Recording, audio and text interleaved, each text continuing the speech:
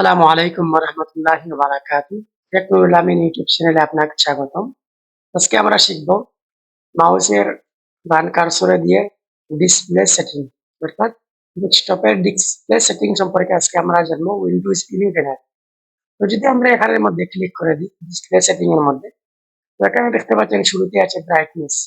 আপনি যদি এটা কমিয়ে দেন তাহলে দেখতে পাচ্ছেন ব্রাইটনেস কমে গেছে। এটা যদি বাড়িয়ে দিই তাহলে ব্রাইটনেস বেড়ে যাবে। এখানে একটি অ্যারো বাটন আছে।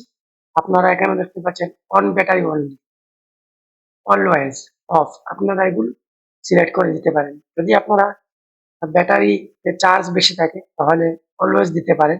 আর যদি ব্যাটারি চার্জ কমার পরে ব্রাইটনেস কমে যায় তাহলে অন ব্যাটারি অনলি দিতে পারেন, অথবা আপনারা অফ করে দিতে পারেন।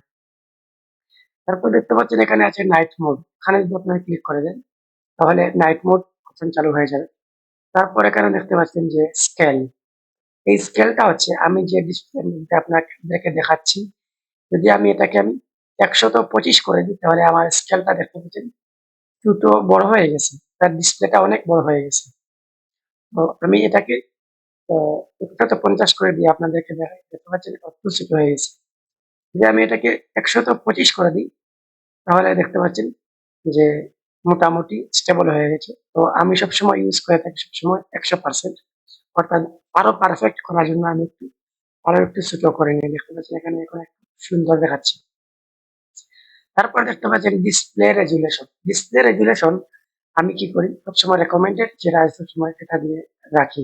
তো আপনারা চাইলে এখান থেকে আপনাদের ডিসপ্লে রেজুলেশন কমিয়ে দিতে পারেন। তো ডিসপ্লে রেজুলেশন যদি আমি কমিয়ে দিই তাহলে দেখুন আমার দুই দিকের ডিসপ্লে কিন্তু কি হয়ে গেছে, অন্ধকার হয়ে গেছে। শুধুমাত্র একটা সার্কেল আকারে বক্স আকারে একটি ডিসপ্লে আমরা পেয়েছি। তো রিবার্টে আমি ক্লিক করার সাথে সাথে আবার পূর্ব ব্যবস্থায় ফিরে যাবো। ঠিক একইভাবে আপনি যদি ডিসপ্লে রেজুলেশন ১২৮০ বাই ৪২০ চান তাহলে দেখতে পাচ্ছেন ডিসপ্লেটি কত বড় হয়ে গেছে। আমি এভাবে চাই না, আমি আপনার ১১৯-২০ কিন্তু ১০৮০ রেকমেন্ডেড দিয়ে আমি ইউজ করি সবসময়। তো সেজন্য এটা এভাবেই রাখলাম।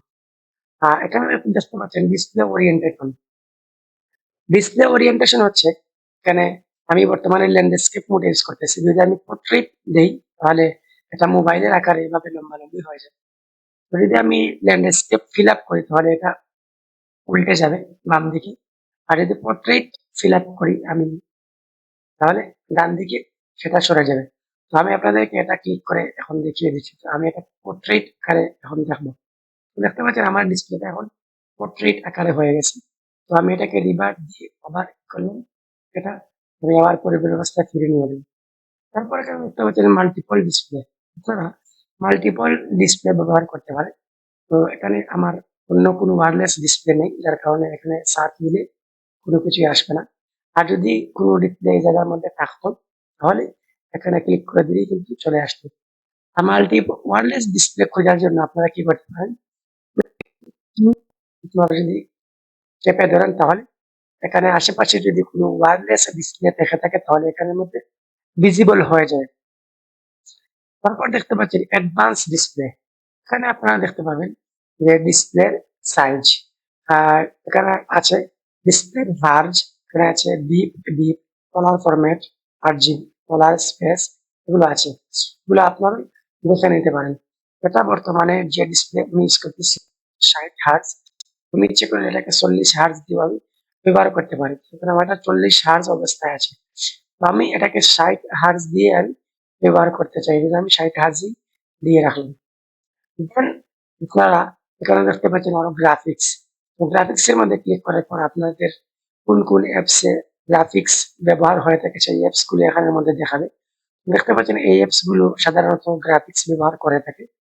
এগুলো চাইলে আপনি এখান থেকে Adobe Premiere Pro আপনি এখানের মধ্যে এড করে দিতে পারেন। Adobe Premiere Pro কিন্তু গ্রাফিক্স ব্যবহার করে থাকে। যাই হোক, আজকে আমরা উইন্ডোজ 11 এর ডিসপ্লে নিয়ে আজকে আমরা জানতে পারলাম। ইনশাআল্লাহ পরবর্তী ভিডিও পাওয়ার জন্য অবশ্যই টেকনুল আমিন ইউটিউব চ্যানেলটি আপনারা সাবস্ক্রাইব করে সাথে থাকবেন এবং পাশে থাকা বেল আইকনটি অন করে দিবেন।